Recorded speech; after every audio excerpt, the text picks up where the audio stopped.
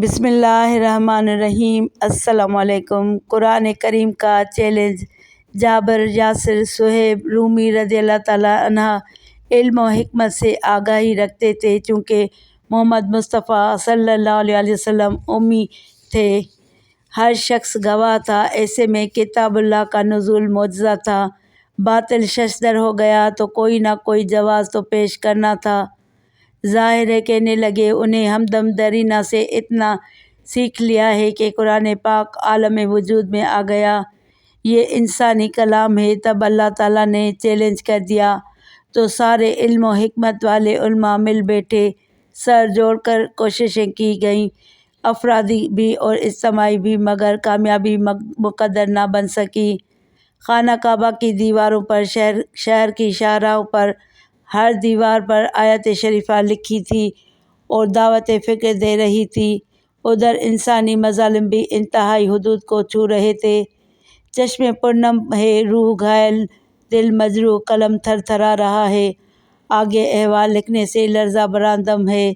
حضرت ابو فقیہ صہیب رومی، حضرت ابو ذر غفاری، حضرت زبیر بن عوام، حضرت سعد بن ابی وقاص، حضرت عثمان غنی رضی اللہ تعالیٰ عنہم ظلم و بربریت کی میدان میں سرخ رو ہونے والے بہت سے مجاہدین ہیں، جن کی ثابت قدمی نے کافروں کو ہلا دیا مگر اف نہ کر سکے۔ زبانوں پر صرف اللہ اللہ کی تسبیح جاری رہی۔ مسلمانوں کے قول و فعل میں تضاد نہ تھا، مگر کفر برعکس تھا، اپنے لوگوں کو تربیت دے رہا تھا۔ جب مسلمان قرآن پڑھا کریں تو شور مچایا کرو، زور زور سے باتیں شروع کر دو، ایک دوسرے کو بلند آواز سے پکارنے لگو تاکہ لوگ محویت سے قرآن نہ سن سکیں۔ لبید بن ربیعہ عرب کے مشہور شاعر تھے۔ بعثت سے پہلے 7 شعراء کے کلام کعبہ شریف کی دیواروں پر کندہ تھے، ان میں لبید کا کلام بھی تھا۔ وہ ایسا کلام کہتے تھے کہ اموی دور کے سب سے بڑے شاعر فروزق نے سنا تو سجدے میں گر گیا۔ لبید بن ربیعہ نے جب ذکر حبیب سنا، نئے پیغمبر کا چرچا ہوا، نیا دین موضوع گفتگو بن گیا، تو یہ بھی لبکے اور دربار رسالت صلی اللہ علیہ وسلم تک رسائی ملی۔ دیدار ملا تو مقدس کا پرتو دل پر گرا، روح لرزی، سر شرسار ہوئی، قدم بوسی ہو گئی، دست مبارک کو بوسہ دیا تو چشمیں تر چھلک پڑی، چہرہ بھیگ گیا، عرق ندامت بہا تو ستھرا نکھرا جسم کلمہ حق پڑھنے لگا، اپنے نورانی اعمال سے لوگوں میں مقبول ہو گئے، لوگوں کو دعوت حق دینے لگے۔ حضرت عمر کے دور خلافت میں لبید بن ربیعہ سے لوگوں نے فرمائش کی کہ اشعار سنانے کی، تو حضرت لبید آبدیدہ ہو گئے اور کہنے لگے، جب میرے پروردگار نے سورہ بقرہ اور آل عمران عطا کر دی تو دوسرے کلام کی گنجائش نہ رہی، میں نے شعر کہنا جبھی چھوڑ دیا تھا۔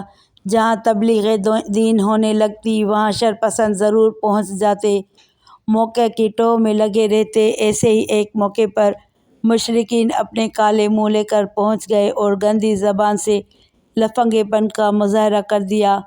اے نئے دین کے مسیحا، ذرا اپنے پروردگار کا سلسلہ حسب نسب تو بتاؤ۔ ٹوٹ کر بکھر گئے بس پروردگار الفاظ میں سما جانے، یا پھر دماغ محب ہو بروں کو اخلاق کے سہارے سے راہ حق دکھائے، تبھی وحی مبارک کا نزول ہوا۔ ترجمہ: آپ مشرکین سے فرما دیجئے کہ وہ یعنی اللہ تعالیٰ اپنی ذات صفات میں کمال ہے، اس کے اولاد نہیں اور نہ وہ کسی کی اولاد ہے، وہ خود بخود ہے اور ایک ہے، اس کا کوئی شریک نہیں اور نہ کوئی اس کے برابر ہے۔ سورہ اخلاص۔ قرآن پاک آسمانی کتاب ہے جو اللہ تعالیٰ نے اپنے نبی محمد مصطفیٰ صلی اللہ علیہ وسلم پر نازل فرمائی۔ اللہ پاک نے لوگوں کو چیلنج کر دیا۔ آیت شریفہ خانہ کعبہ کی دیواروں پر لکھی گئی اور عام جگہوں پر بھی بڑا چرچا ہوا، علماء نے سر جوڑ کر کوشش کر ڈالی، انفرادی بھی اور اجتماعی بھی، مگر اپنی کوشش میں کامیاب نہ ہو سکے، نہ قیامت تک ہو سکیں گے۔ ظلم و بربریت کا کارزار گرم تھا۔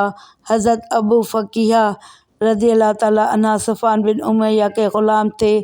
وہ آپ کو رسی سے باندھ کر گھسیٹتا، تپتی ریت پر ڈال دیتا، ایسا گلا گھونٹتا کہ دم نکلنے لگتا، زمین کی ریت آگ برسا رہی ہوتی اور وہ آپ کے سینے پر بھاری پتھر رکھ دیتا، کرب سے زبان باہر نکل پڑتی۔ حضرت عثمان رضی اللہ تعالیٰ عنہ کو ان کے چچا نے رسی سے باندھ کر پیٹا۔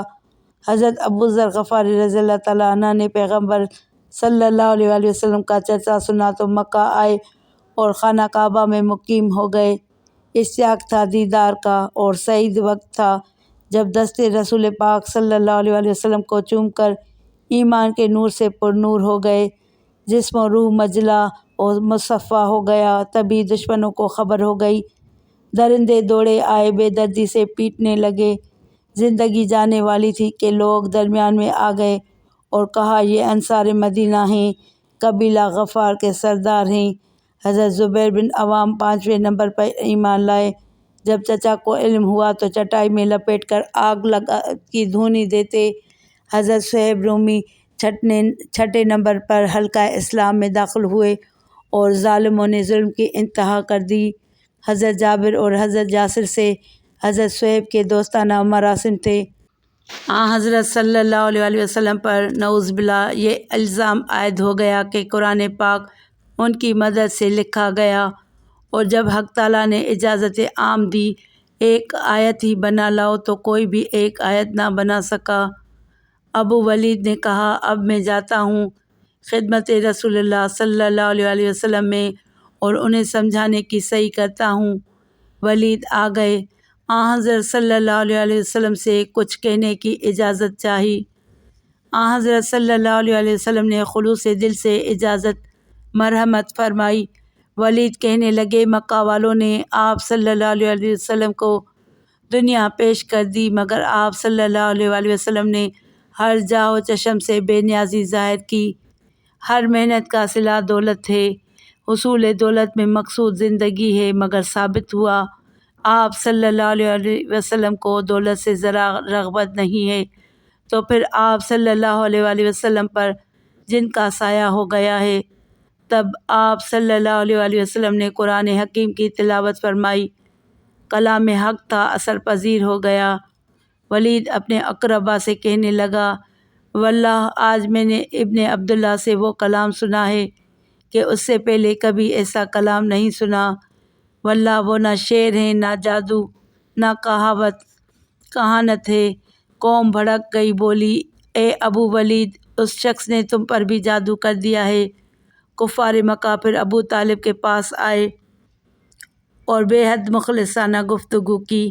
باہر کی دنیا میں بربریت اپنی انتہا کو چھو رہی تھی، اندر آتے تو انداز شائستہ اپناتے، محبت سے کہنے لگے ہم سب رئیس مکہ سرداران مکہ ایک حتمی رائے پر متفق ہو کر آئے ہیں، اگر ابن عبداللہ چاہیں تو ہم انہیں اپنا حکمران بنا لیتے ہیں، مال و دولت سے مالا مال کر دیتے ہیں، مکہ کے حسین سے حسین حسینہ سے شادی کر دیتے ہیں، ہمیں آپ صلی اللہ علیہ وآلہ وسلم کا ہر مطالبہ منظور ہے، مگر واللہ اتنا کرم کریں ہمارے بتوں سے کراہیت اور متنفر کا اظہار نہ کیا کریں، ہمارے آبائے دین سے لوگوں کو برگزشتہ نہ کریں۔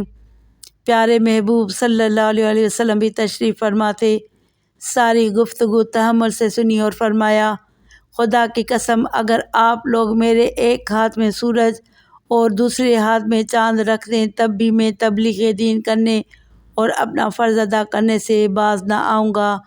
ویڈیو کو لائک کر کے چینل کو سبسکرائب کریں اور گھنٹی کے نشان کو دبائیں تاکہ میری آنے والی ہر نئی ویڈیو کا نوٹیفیکیشن آپ کو سب سے پہلے ملے۔